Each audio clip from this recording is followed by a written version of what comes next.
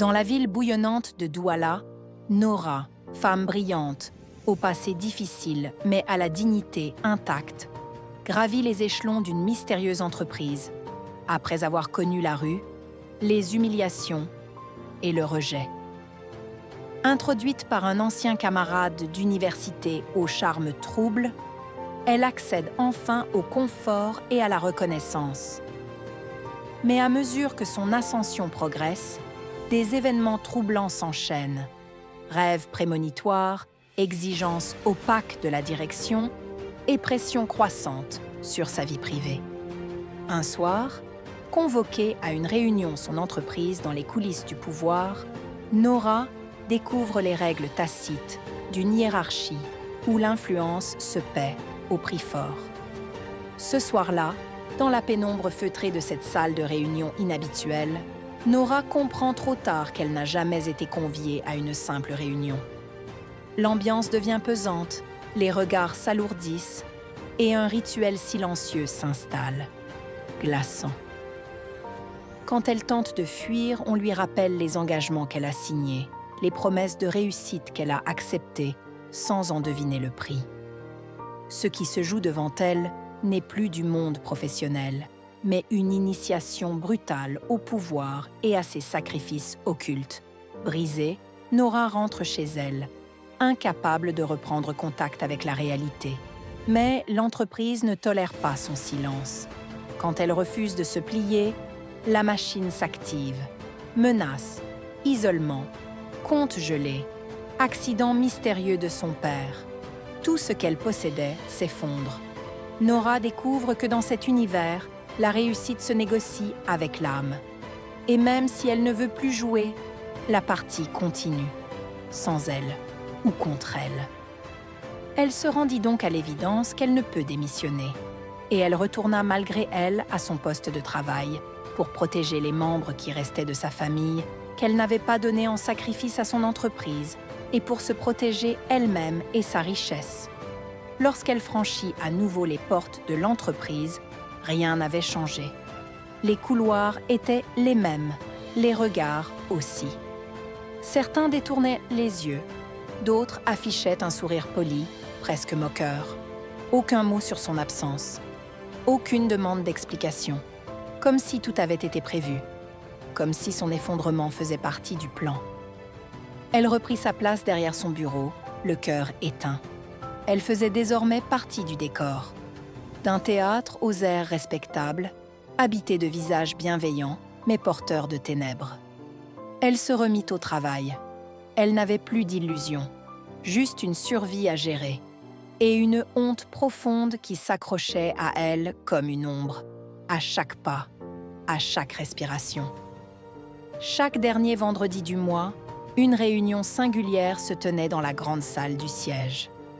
Ce rendez-vous, bien différent des séances habituelles de travail, était devenu une sorte de rituel dont personne ne parlait ouvertement, mais que tous respectaient sans jamais le remettre en question. Depuis cette fameuse soirée où tout avait basculé, elle y assistait comme les autres. Son implication n'était plus une surprise pour personne. Désormais, un seul homme parmi ceux présents la première fois était autorisé à l'approcher intimement. Il avait été choisi pour elle, dit-on, sur ordre direct du PDG, ce même homme dont la présence n'était requise que pour les parties de Toulouse ou certaines séances dites exceptionnelles. Les autres couples, déjà liés entre eux par des accords obscurs ou des arrangements tacites, participaient également à ces rencontres, dans une organisation parfaitement huilée. Des échanges se faisaient, discrets mais coordonnés, comme dans une pièce de théâtre bien répétée. Tout semblait suivre un protocole invisible auquel elle n'avait jamais eu accès, mais dont elle subissait désormais les effets. Avec le temps, son salaire avait considérablement augmenté. Sa vie matérielle était plus stable que jamais, son image professionnelle irréprochable. À l'extérieur, tout donnait l'illusion d'une réussite sans faille. Mais au fond d'elle, quelque chose s'était figé. Une partie de son être s'était retranchée dans le silence, observant ce qu'elle était devenue avec une douleur muette.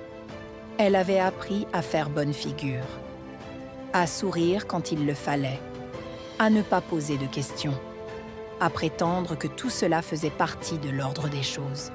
Mais chaque dernier vendredi du mois, en quittant cette salle silencieuse, elle sentait le poids invisible d'un pacte qu'elle n'avait jamais vraiment consenti. Tant que ça ne restait que du sexe, elle pouvait supporter. À chaque nouvelle réunion, de nouveaux visages apparaissaient dans la salle. Certains venaient d'autres filiales du groupe, d'autres semblaient n'avoir aucun lien direct avec l'entreprise. La jeune femme était particulièrement troublée lorsqu'un jour, elle reconnut l'un des anciens vigiles parmi les participants. Elle l'avait toujours vu à l'entrée principale, effacé, discret, presque invisible. Mais ici, il avait une posture différente, une assurance étrange, comme s'il appartenait au cercle restreint des décideurs. On lui avait glissé à l'oreille que cet homme travaillait dans la maison depuis plus de 20 ans.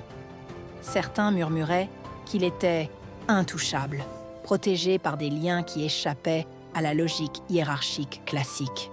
Pourtant, sa situation matérielle contredisait tout ce qu'elle pensait savoir d'un vigile modeste. Une belle voiture, une tenue toujours impeccable, un téléphone dernier cri et un train de vie plus élevé que celui de certains cadres. Elle ne comprenait pas comment un poste aussi discret pouvait offrir autant de privilèges.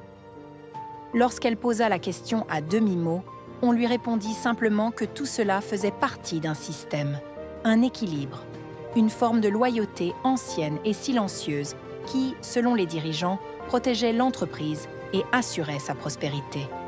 Ce n'était pas une histoire de diplôme, encore moins de rang. C'était une question de rôle dans un engrenage invisible. Avec le temps, elle comprit que certains piliers de la société n'étaient pas visibles aux yeux de tous, et que ce qui semblait anodin pouvait cacher un monde de pactes tacites, de codes silencieux et d'alliances forgées dans l'ombre. Lors d'une autre de ces réunions à huis clos, l'ambiance s'avérait bien différente de celles auxquelles elle s'était habituée. Cette fois, il n'était plus question de proximité physique ni de jeu d'influence. L'atmosphère, lourde et solennelle, rappelait celle d'une cérémonie dont elle ne connaissait ni le début ni la fin. Les visages étaient fermés, graves, et les membres faisaient le bilan des âmes dont ils ont déjà mis au service de la protection de l'entreprise. Non pas celui d'un trimestre financier ou de projet d'entreprise, mais d'un tout autre registre, celui des contributions spirituelles offertes à la pérennité du groupe. Ces contributions, selon les termes employés avec détachement, des offrandes destinées à protéger l'organisation et ceux qui en faisaient partie. Elle comprit, à mesure que les témoignages défilaient, qu'il ne s'agissait pas de métaphores. Certaines pertes familiales, certains malheurs brutaux évoqués avec pudeur et froideur n'étaient ni fortuits ni naturels. C'était le prix à payer, et tous semblaient le savoir. Quand vint son tour, elle n'eut pas à prononcer un mot. On lui tendit simplement une enveloppe, scellée. Elle sentit ses mains trembler légèrement en l'ouvrant. À l'intérieur, plusieurs petits papiers soigneusement pliés. On lui demanda d'en tirer un au hasard. Elle obéit, le souffle court. Elle déplia lentement le papier choisi. Une photo y était agrafée. C'était le visage de son père. Quand elle demanda d'une voix étranglée ce qu'elle devait faire de ce papier, le regard du responsable se posa sur elle, impassible. « Es-tu prête à donner son âme ?» demanda-t-il calmement, comme s'il parlait d'un objet sans valeur. Elle sentit son cœur se briser. « Donner ?» Ce mot résonna dans sa tête comme un écho funeste. Elle baissa les yeux sur la photo de son père et les larmes lui montèrent immédiatement. Elle secoua la tête, incapable de parler. Son corps tout entier hurlait « Non !» Non, elle ne pouvait pas. Sans un mot, on lui demanda de déposer le papier dans une boîte noire posée sur la table et d'en tirer un autre. Elle comprit qu'elle n'avait pas le choix. Dès qu'on refuse une photo, on ne peut plus revenir dessus. Elle reposa le premier papier et, d'un geste tremblant, en tira un second. Cette fois, c'était le visage de sa mère. Ses jambes flanchèrent presque. Puis un autre. son grand frère. À chaque fois, son désespoir s'alourdissait. Ils étaient tous là, les siens, ceux qu'elle aimait plus que tout. Quand elle tira le papier suivant, ce fut celui de son oncle maternel. Il était sévère, distant, parfois même dur, mais il faisait partie de sa vie. Et c'est à ce moment-là, la gorge nouée, qu'elle céda. Dans un souffle désespéré, elle murmura qu'elle acceptait, en suppliant qu'on lui demande autre chose, n'importe quoi, mais pas ça. Personne ne répondit. Le silence était devenu presque rituel. Ce n'était plus une question de choix, mais d'obéissance. Un des supérieurs s'approcha et rappela calmement les engagements signés, les règles de confidentialité, les risques déjà évoqués et surtout, les signes qu'elle avait déjà eus la première fois qu'elle avait tenté de désobéir. Il savait que la peur avait déjà commencé à la modeler. Ce soir-là, en rentrant chez elle, elle avait pris son téléphone et composé le numéro de son oncle.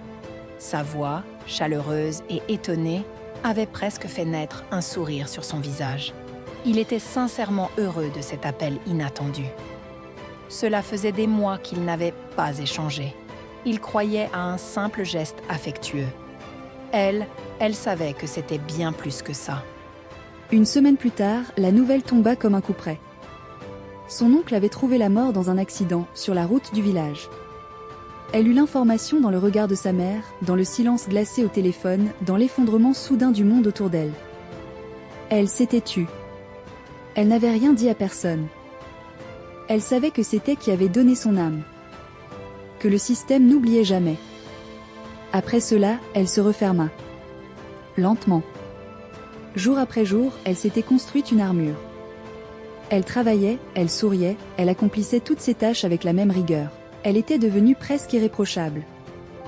Mais à l'intérieur, tout était mort ou figé. Jusqu'à ce que son grand frère, lui aussi, parte.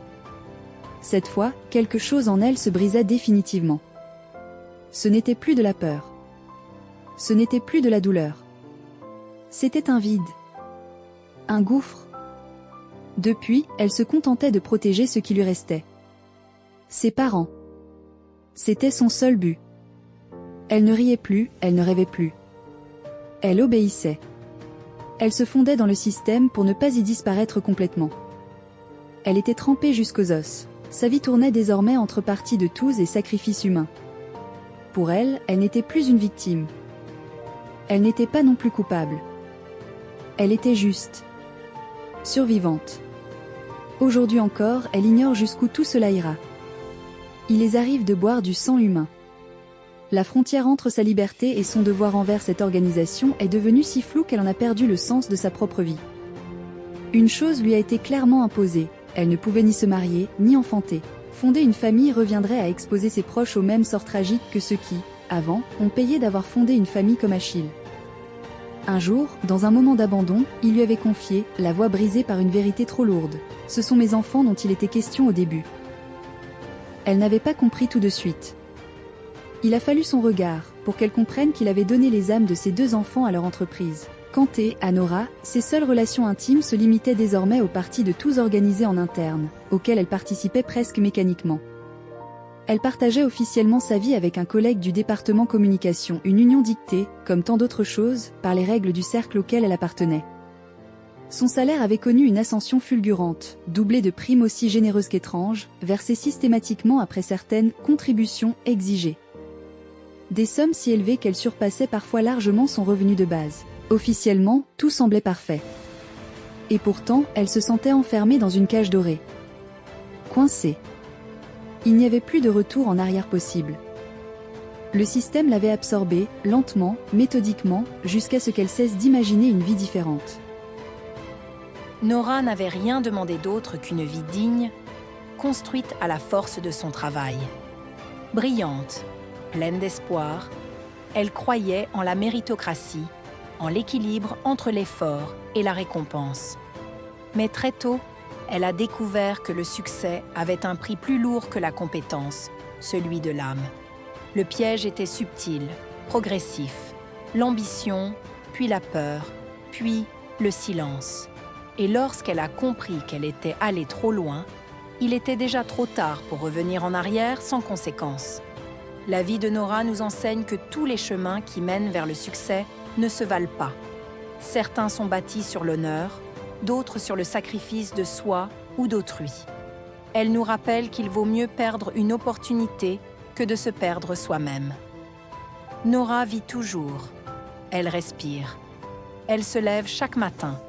Mais au fond, quelque chose d'essentiel lui a été arraché. Et si elle pouvait recommencer, peut-être qu'elle choisirait la pauvreté et la paix plutôt que la richesse et le poids d'un secret trop lourd.